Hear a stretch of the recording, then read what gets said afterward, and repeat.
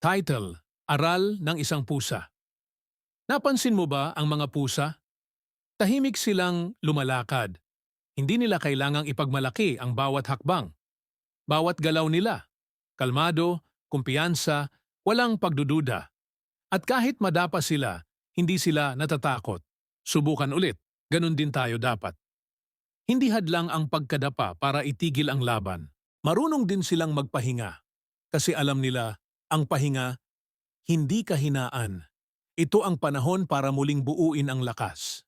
At sa kabila ng lahat, hindi nila nakakalimutang maging masaya, simple, kontento, payapa.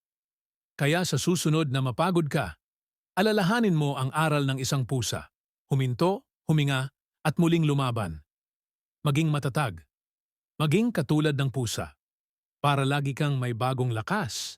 Like, subscribe, at share.